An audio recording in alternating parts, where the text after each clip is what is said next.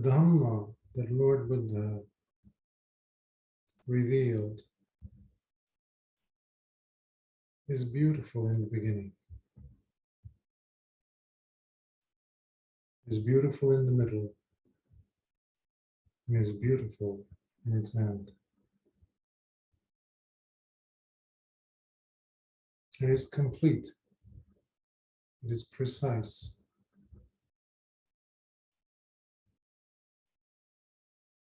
It is humbling.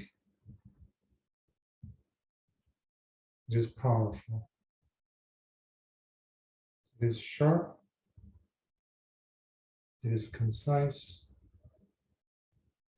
It is thorough and complete.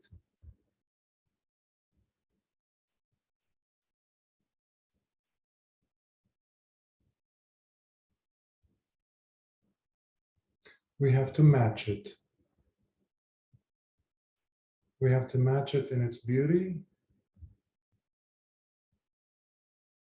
You have to be able to handle its precision.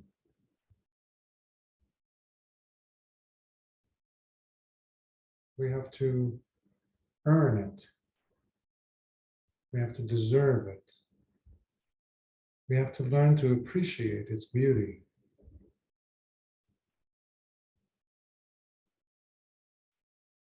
That is why we practice. That is why we study.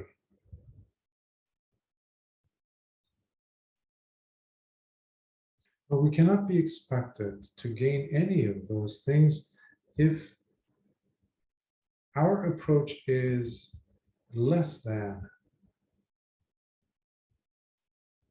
It is not complete. Our faith is not complete. Our effort is not complete. Our appreciation of it is not complete.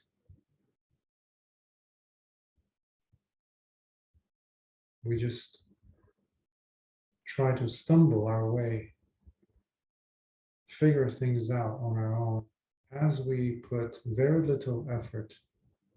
If we can find the time for it after we have dedicated the time, the energy, everything else to other things in life first. Whatever leftover energy, whatever leftover time, whatever leftover thing we have, that is what we dedicate to the Dhamma. And that is, to put it lightly, is unfair. It will never get us the results that we hope to get from the practice, from the Dhamma, from its completeness. If you are an actor, whether on stage or on film, if you give anything less than everything, it will show up on the screen. It will show up.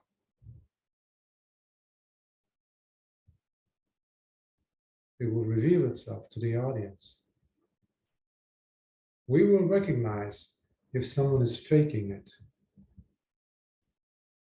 is not there fully.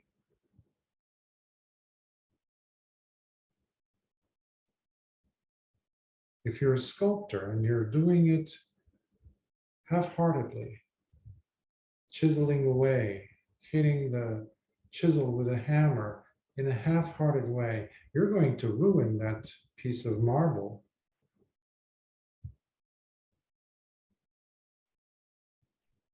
Same with cooking, the same with any kind of endeavor.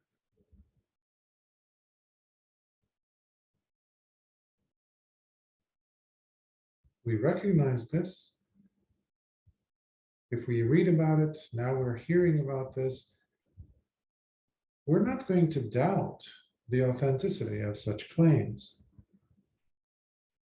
If you're an athlete, anything less than perfection will definitely stand out in the form of a failure, or not completing the race, or falling behind, or even injuring yourself.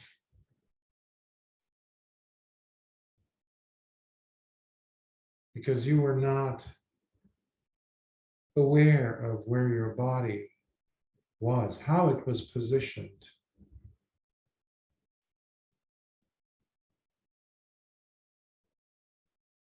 If you were running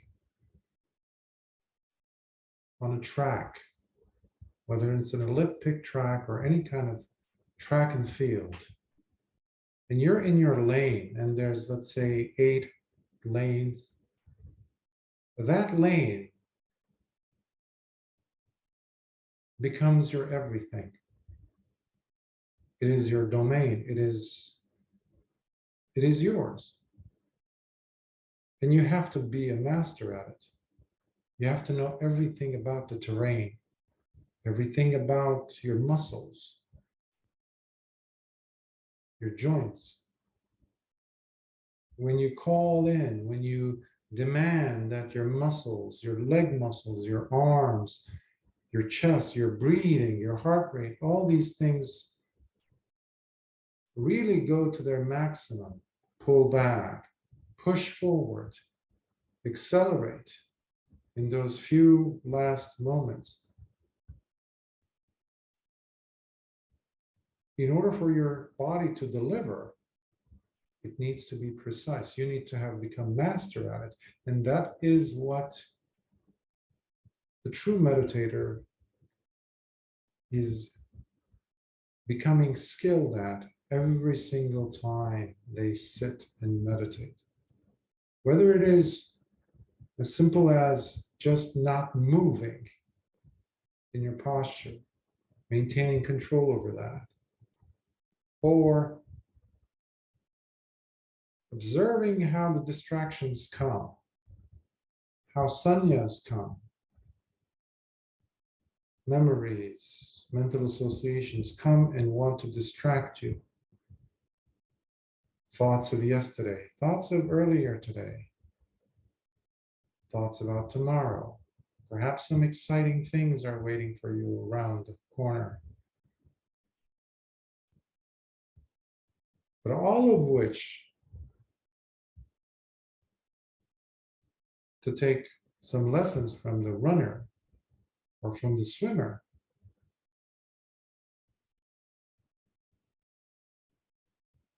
when they're competing, they have to be in charge of themselves. They have to be precise. It is no different for a meditator. We have to be dedicated.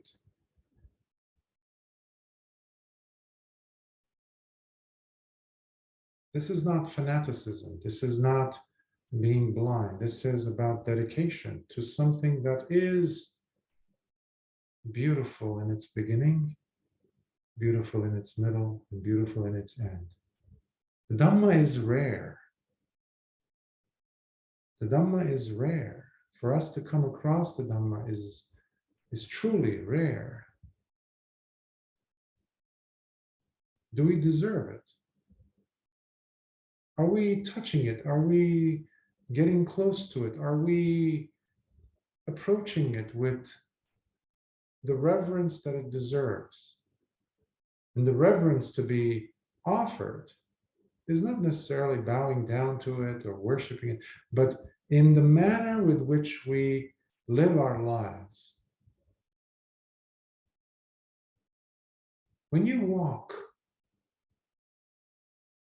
are your paces being taken with intentionality? Is there intention? Are you there when, after you washed your hands, closed the faucet, turned it off, walked away, drying your hands with a towel? Are you able to feel the texture? Are you even able to feel your hands? And when you do feel your hands, Are they just automatically going through the motions? Or is there intention?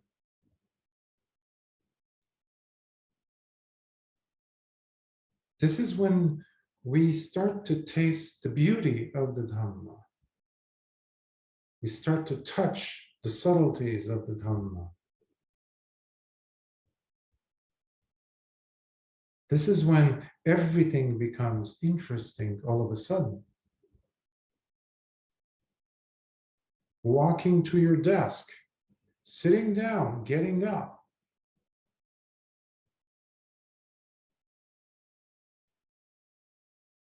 Sati, sampajanya are not about someone else's experience who lived a long time ago. It is about you, the person who lives at your address, who bears your name, who wears your clothes. It's about that person. The person you see in the mirror. It's about you. Sati sampajanya can only come true, can only become valid in your life, for you.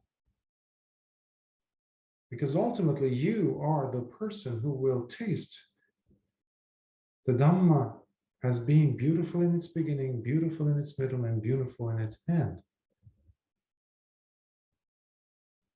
And suddenly there's grace about you. There's grace in your walk. There's beauty in the way you eat a morsel of food, in the way you put on your glasses, in the way you put on your clothes, the way you smile.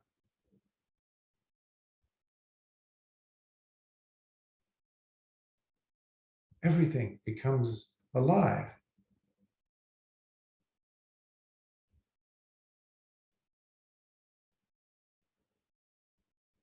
Years ago, when I used to teach college, I would have colleagues who would teach surgical techs, surgical technicians.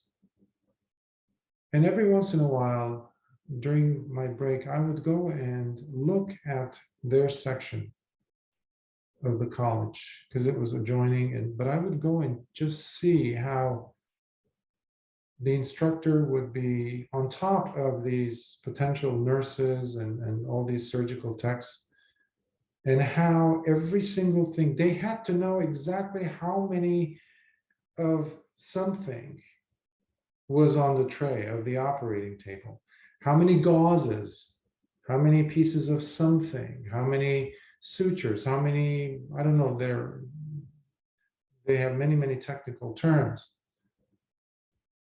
But they had to know precisely how many of those were on the table, on the tray, as the surgeon or surgeons were working on this person during this operation. How many gauzes were used?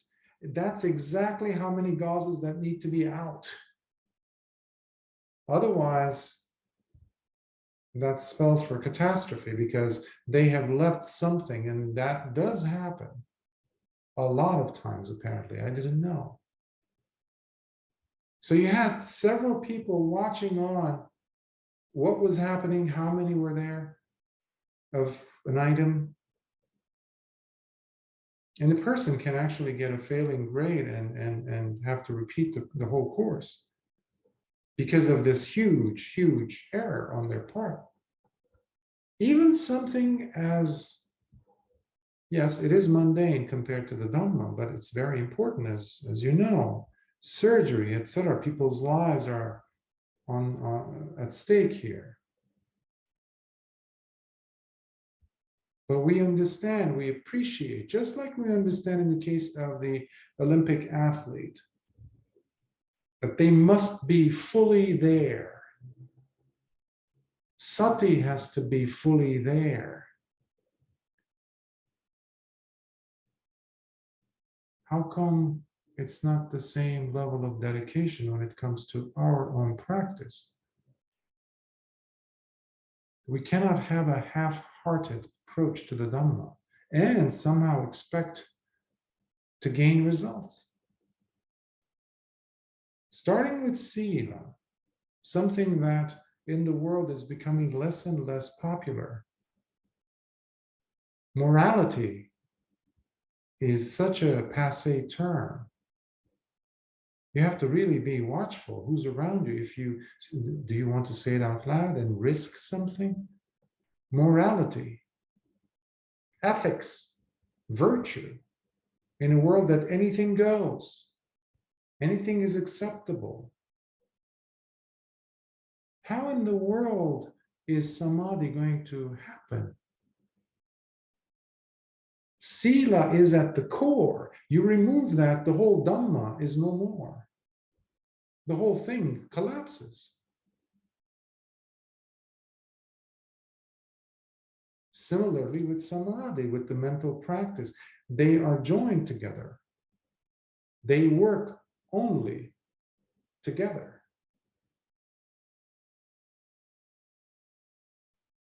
So what I am trying to encourage here for you to think about and to approach the Dhamma with is a level of dedication, a level of respect even.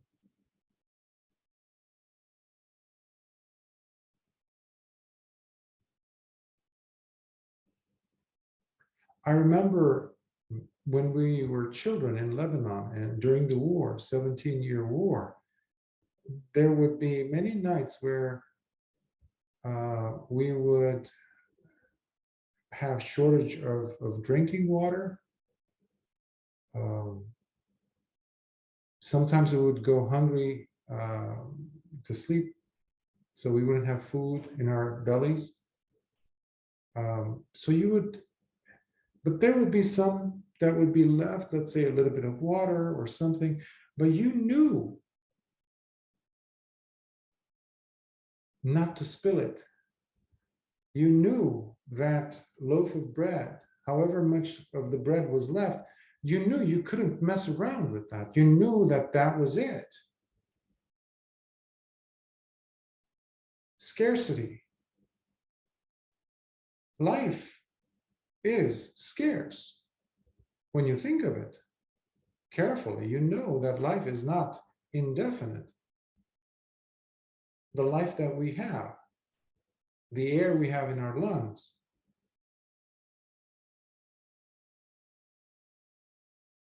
even though these last 2+ years could have taught us a lot of things about the fickleness of the whole thing called life as we know it, how it is so feeble, so it could be slipped away from us at any millisecond, which should have gotten us to look at the relevancy, the importance of Dhamma in our lives, and how we should have more of a cherishing approach to it, to make the most of it.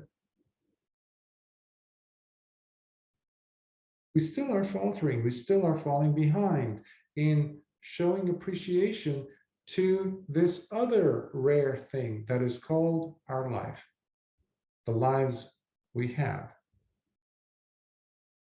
It's like a bottle of water you would have, and you're going on a long hike through the Mojave Desert or the Gobi Desert.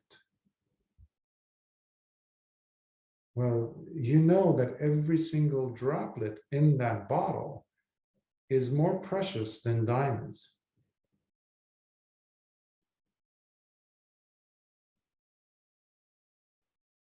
The difference between someone who becomes an arahant and someone who does not is the approach that one has towards the life that they have and the tremendous opportunity that they have been given to encounter the Dhamma in the first place, in this life. So one says, oh my, I'm not going to waste any opportunity.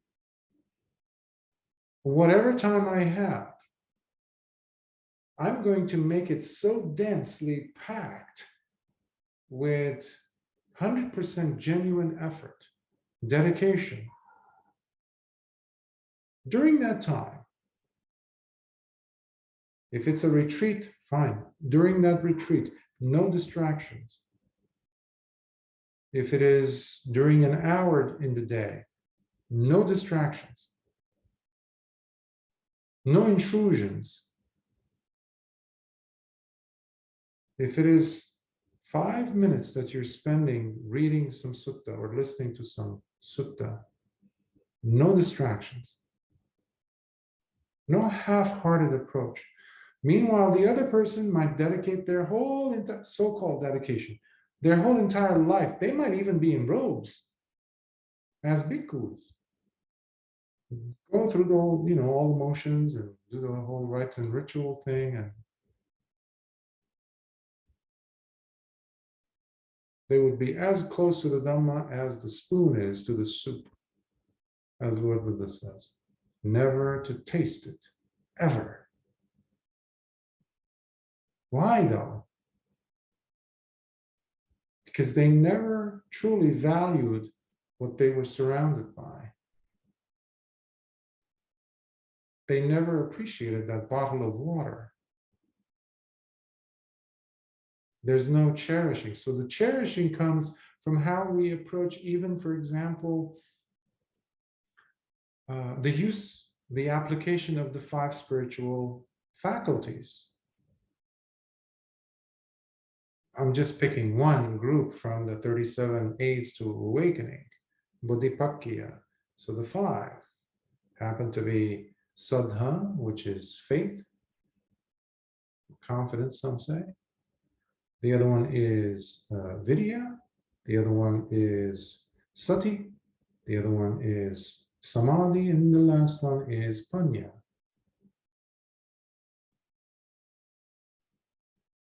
So, faith, let's start with that. Well, faith on its own can easily turn into a cult, blind belief. Cults don't necessarily come with strange outfits or new agey things. No, we can turn anything into a cult. Even Dhamma practices, a following, a group can turn, even though it might be called Dhamma from Theravada, that can also turn into a cult, given our own approach towards it. Teacher worship, for example, is a big thing, and especially in the West. That means there is faith, let's hope there is, but it doesn't have its balancing agent, which has to be panya, wisdom. So wisdom has to be keeping faith or saddha in check. Again, dedication is required to look at things critically, look at things carefully, responsibly. As you're running in your lane, in your track and field, am I keeping my hands in? How is my aerodynamic motion in this, at this rate of speed? I'm also aware of who's behind me, who's next to me, who's ahead of me. You're not just focused on your lane, you're looking to see, okay, here's my faith, I'm balancing it with wisdom, but how about my samadhi? How's that going for me? Many people just become top heavy on the faith department and completely ignore samadhi. Some people in the West focus on the samadhi part and they think, oh, we're more educated, I come from a very analytical, I'm very down to earth, I'm very, it has to make sense, all that jazz. So for me, faith, it's too gooey, it's too out there. Well, no, they work hand in hand. That's why Lord Buddha didn't leave it out. there's a huge part of the practice that relies on trust, relies on confidence, but not blind, misplaced. Wisdom needs to balance it. Remember that. But how about samadhi? Well, today I've been talking about dedicating the effort and putting enough precision. What does that require? Energy. Samadhi needs energy, vidya. Otherwise, it's a little bit, you get some oomph in there, some energy. Okay, you speed up and then you slow down. It's like going up and down a hilly city or a terrain. So it becomes very non-productive. You fall behind a lot, and that can cause a person to lose faith. That can cause a person to lose the interest, chanda, the motivation. And we get stuck. The person becomes caught in the ditch. Inertia sets in. So samadhi needs to have vidya. That's the fire that keeps samadhi going, keeps it warm, keeps it hot, keeps it energized. Vidya. Another word for vidya is energy, not just effort. So you have saddha, you have wisdom balancing it, and then you have samadhi, and you have energy balancing that. Then that leaves us with one, which is the supervisor of all four of them, and that is sati. That is mindful. That's why sati is so powerful. It is the supervisor who's supervising what is happening. How much faith is there over there? Oh, okay, too much blind faith. Okay. You need to sit down, mister. You need to practice over there. Ease up on the whole worship business over here. Go back to your cushion. Sit over there.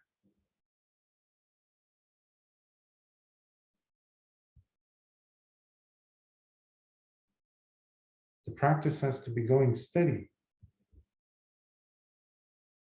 If you shoot an arrow, it cannot decide halfway towards the target, let me take a time out. I've been working too much today. Let me just chill out here. Take a coffee break. No, the arrow has to have a momentum for it to hit the target at a certain rate, at a certain speed, and get there within a certain time frame. It needs to have precision. All these have to work together. It's like the gears in a watch, a well-functioning watch. They need to work together. And the same goes with the bojjhangas, the 7 factors of awakening. The same goes with the Eightfold Path. Because sometimes I get people, well, Bhante, what am I supposed to do? Give me a tool, give me what, how can I? Well, you have it in the 4th noble truth, in the Eightfold Path. It's all laid out there beautifully, starting with right view. Just practice those. You're fine. You're already practicing restraint. Restraint, starting with right view. Because you see wrong view around you and you say, no, that's wrong. I'm not going to lead my life like that. I'm going to have the right view, which I believe this is it. Okay, already you're restraining yourself from doing anything stupid that the world around you is involved in. Why? Because you are taking your life and considering it valuable. You're treating it like that, just single bottle of water. that you have in your backpack, and you're going to be crossing this desert with its scorching heat. And there's no 7-Eleven, there is no place over there for you to stop and get another bottle. No, this is it. So what I am saying by using so many different words is creating the sense of urgency. If anyone came and asked me, Bhante, what is the main message of the Dhamma? Other than suffering and the way out of suffering that Lord Buddha talked about. Well, to kind of create this sense of urgency so you get going, you start doing, you start getting to run. Because we're burning, we are in pain, we are suffering. There's so much delusion. And the world is always there knocking on your door saying, hey, give me attention. Leave this Dhamma business aside and come pay me attention. The world needs justice. Come help me. The world needs this. Let's end this kind of suffering out there, over there, somewhere. And you're running over there. You're running here. You're leaking. Nobody's turning around and looking at me. How many years do I have left in a body that still functions? I might be on a wheelchair, but that's not as bad as being on a wheelchair and now no longer being coherent with my mind, a brain that no longer functions. Now I'm really in a mess.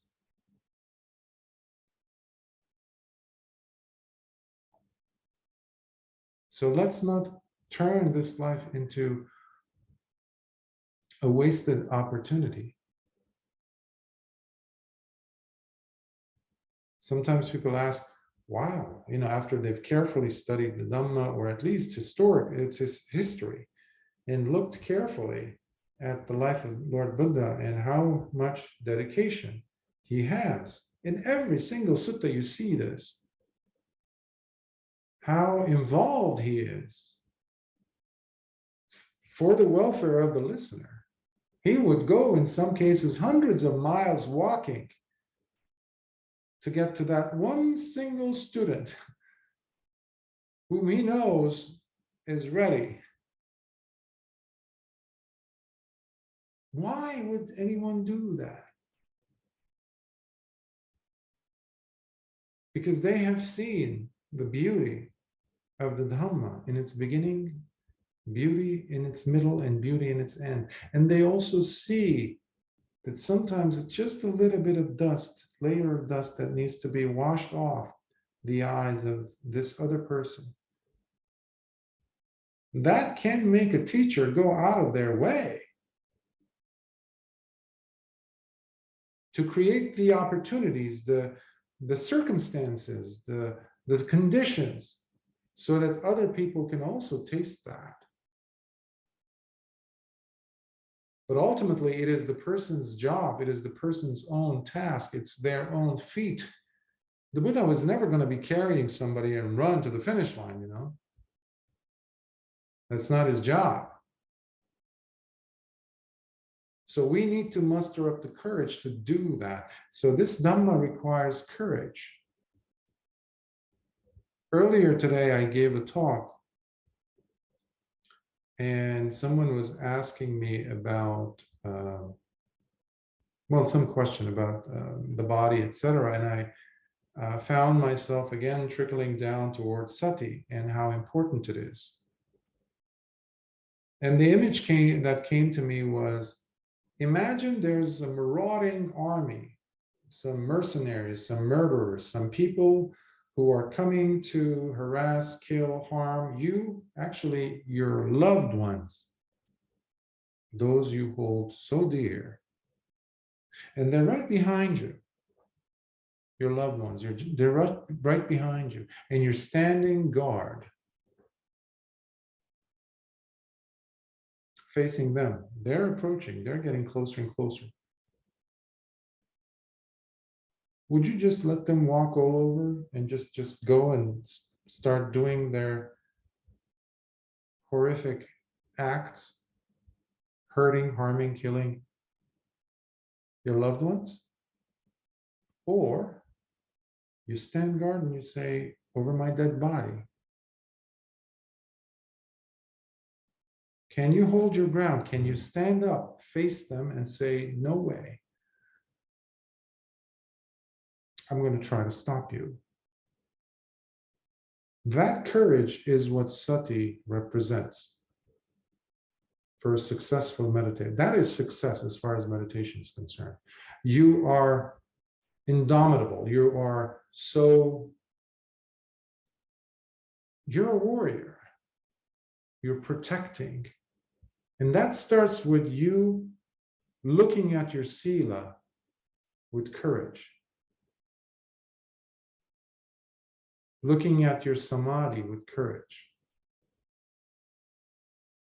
looking carefully at your own understanding about the Dhamma, about life with courage, which means leaving enough room for you to see corrections necessary in your view when they show up. Instead of latching on to your ideas and opinions and saying, no, this is correct, and I'm going to prove that it is correct. There's a lot of ego involved. There's no Dhamma. There's no way that you're going to see the beauty of the Dhamma in its beginning, beauty in the middle, beauty in the end. Because it requires a lot of humility, which also can be a proxy for faith. But remember, faith without wisdom means nothing. It's just blindness. And this path is not for blind individuals, blind, metaphorically speaking.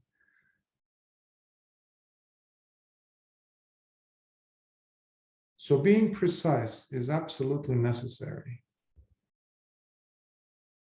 But so is being appreciative for having a life in the first place and having come across the Dhamma. Being able to practice in a body that works, using a brain that works still.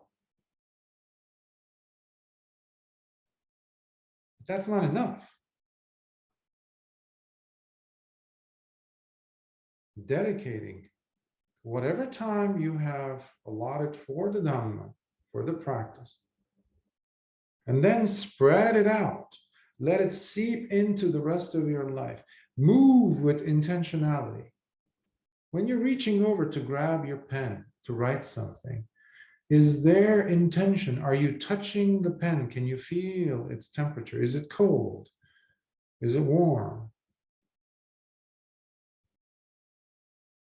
When you're sipping some water, when you're about to speak, when you're listening to someone, are you truly listening?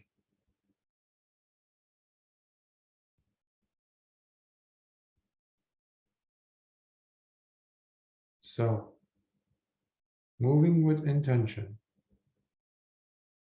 makes life beautiful, because the Dhamma being beautiful is not something outside that you have to go and wait in line to get in queue so that you can go into this gallery and just to see this beautiful Dhamma, so-called thing, like a statue of David waiting for you. No, it's not like that.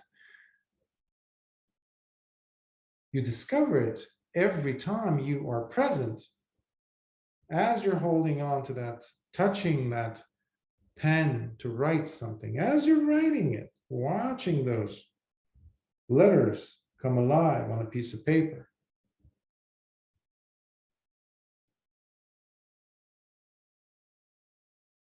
It becomes, your life becomes beautiful, and your life and the Dhamma become inseparable. They become one and the same. For you, it will be 100% clear, obvious. Its beauty, that is. So I will pause here and see if there are any thoughts, questions, comments.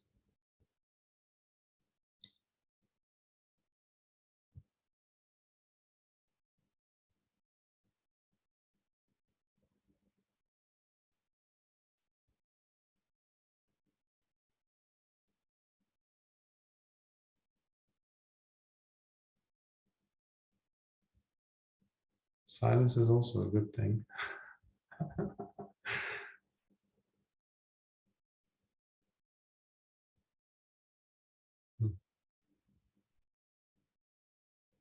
Just encouraging, a few encouraging words.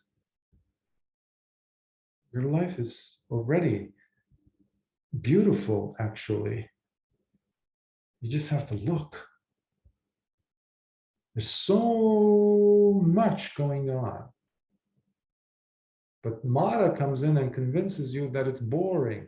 That's why you have to leave this and go and pick that idea over there and mull on it and work on it and do something with it other than this. Because this is kind of like faded. It's like, that's an opportunity, as I was saying earlier in the other talk I gave a few hours ago. That's an opportunity for us to practice awareness of the presence of impermanence right there.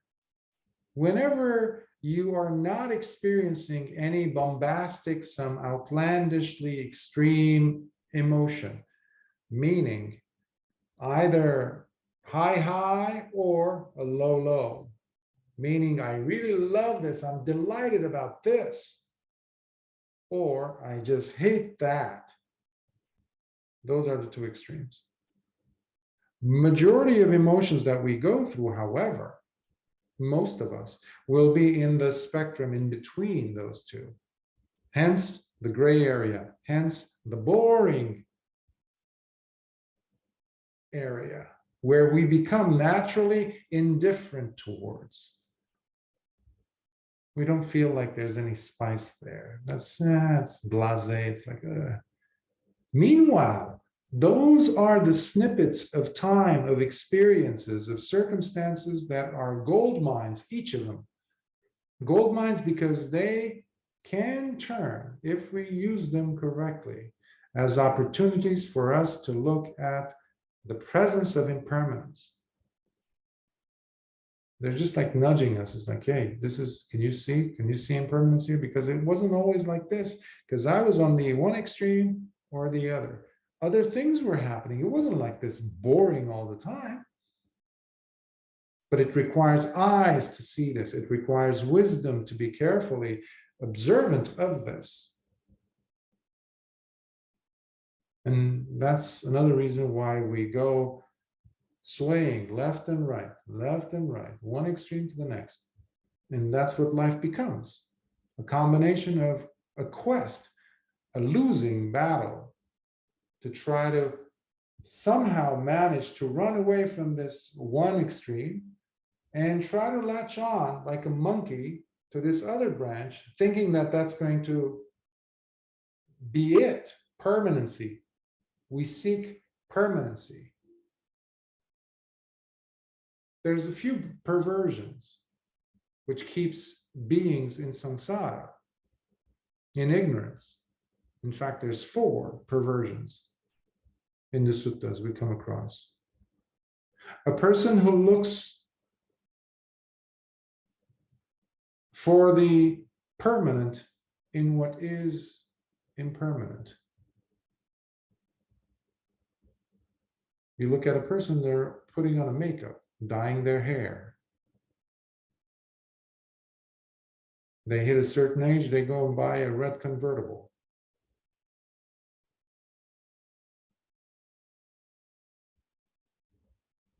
They want to feel like they still have it.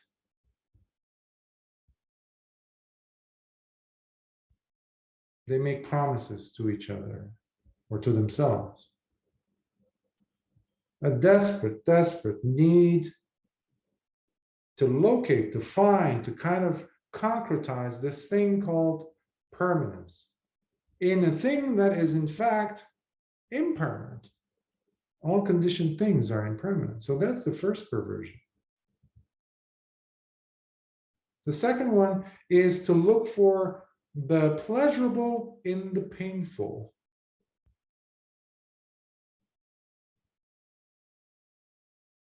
I've used many examples from the suttas in the past. When King Pasena came complaining to Lord Buddha, how do Bhante, how could you call having a loved one like your own child a source of suffering? Because Lord Buddha had mentioned that to someone who had lost a loved one. And that man goes around the whole capital, and the news gets all the way to the king.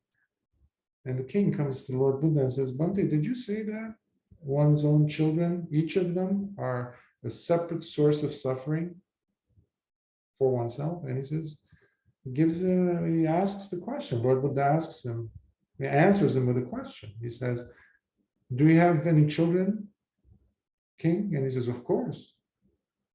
He says, do you have a favorite among all your children? And he says, very quickly, he says, yes, my daughter, among all his children. He says, imagine if something happened to your daughter, like she's walking down the stairs and she slips and her leg or ankle breaks. He says, Bhante, stop, please, don't give that image. He says, why? What happened? Because it's painful. I don't want anything bad to happen to my child. He says, how about if your child, as she's riding a horse, how about she falls and breaks her neck and she dies? Would you consider that to be even worse suffering than the first one? He says, of course, I lost my child. And he says, do you understand now what I was trying to say?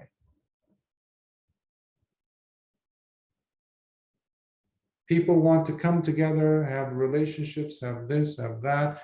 Yes, okay. We're not trying to dissuade that. But to blindly go ahead and think that that's going to be the way things will be forever, meaning you're also going back to the first perversion, then you're asking for trouble. Because you're looking at the painful and expecting something pleasurable out of it. That's the second perversion. The third one is when you look at something that is ugly and want to see something beautiful out of it. Make it into something beautiful. We do that all the time. It's called the human body, our body. All you need is a microscope, or a magnifying glass. The jig is up.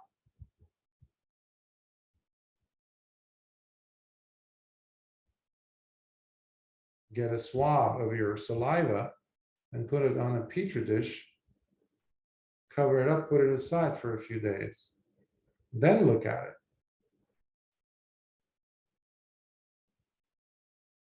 So we're trying to look for the beautiful, and we are engaged in a lifelong quest in finding even the beautiful in the ugly.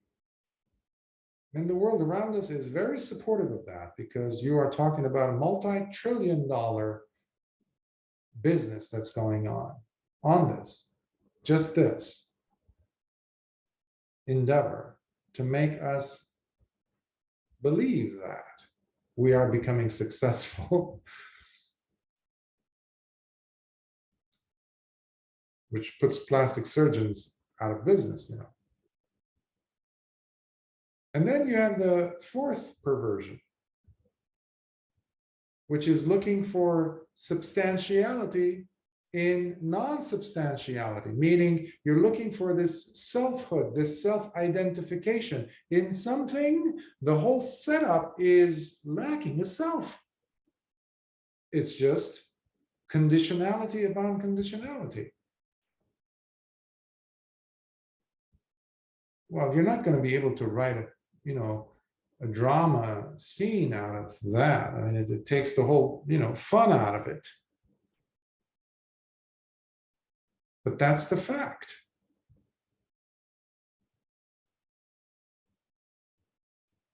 There was a monk who came, Molia Pagbuna. He came to Lord Buddha once. He said, who is it that's touching? He's asking a question like, who is it that is touching this object, Bhante? Is it a person? So that he's coming from, some philosophical school already, like a Brahmin thinking school, about the self and all that. So there's a premise, there's a given in his mind.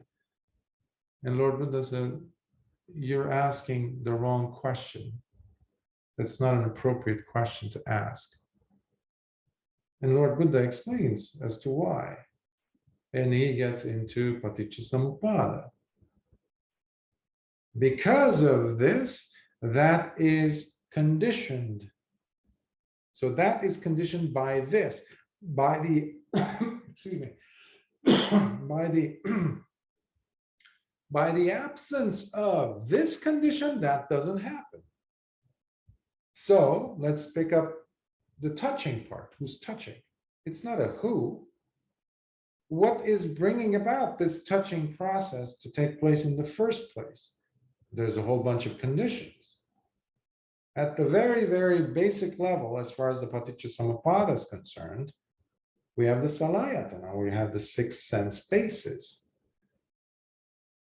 out of which, thanks to which, there is the facilitation, there is the condition being set for contact to happen. Phassa. Out of that, then we get to a type of feeling, just a feeling, which is also conditioned by something else, right? Which was the contact. But how many of us are actually going to pause to consider this mechanism at play? It's so easy to just put a mask on or put an outfit on and say, it's just this. Call it, give it a name, and that's the end of the story. But that's not how life works. Hence, we go to these perversions. We're looking for an atta in anatta. We're looking for an identification. You label a person as this person is a jerk, this person is a mean person, this person is a whatever, or this person is a saint, based on what snippet of time experience you picked out. And then, lo and behold, this person comes out as somebody who's completely opposite of what you thought they were. Now you have a dilemma. When people cannot forgive someone else, it's usually their stubbornness to let go of an image they have been holding on for dear life about the other person. This happens a lot in families where someone grows, people grow, but not everyone grows. But someone among that group of people grows and changes. They go see the world, they push and push boundaries, they understand, they work on themselves. Now you come back in the midst of, in the milieu of that group. Now they have an issue. Many people will not accept you because you are now challenging their perception of who you're supposed to be. We discover this all the time. Hence, and you see this a lot in therapy sessions or just in just relationships everywhere. You see this, where someone is having a hard time to let go of their own paradigm of the situation. That's another, we have a term for that in the Dhamma. We call this micchaditti, wrong view, as opposed to sammaditti. When you start looking at life in this context, you start seeing that Dhamma and life are actually inseparable. So it's not like you're spending 1 hour per day or 2 hours per day practicing the Dhamma. No, it's everywhere. It's permeating everywhere. If you have the eyes to look for it. So I laugh when people say, well, I don't have time for Dhamma. Well, Dhamma has time for you. Look for it. It's everywhere. Spend the time. Make your life count. So I will stop here. My energy is running out. So I hope this was helpful, and if there are questions that some might have, you can send them my way, email them. Other than that, let's come to a close by sharing some merits. May suffering ones be suffering free, and the fear struck fearless be. May the grieving shed all grief, and may all beings find health relief. May all beings share in these merits that we have thus acquired for the acquisition of all kinds of wholesome happiness. May beings inhabiting space and earth, devas and nagas of mighty power share in these merits of ours. May they long protect the Buddha's dispensation. Sadhu, sadhu, sadhu. May the triple gem bless you and your loved ones. May your practice grow, and may you discover the beauty of the Dhamma in its beginning, in its middle, and in its ending. Next week, we will have the Sutta, which I have finished translating. I will ask Dhammadina to, I'll send it to you, and you'll send it to the group to send it to you. It will be on the Upakilesa Sutta. It's also, I narrated it, so it's on YouTube as well. You can listen to it prior to that if you want.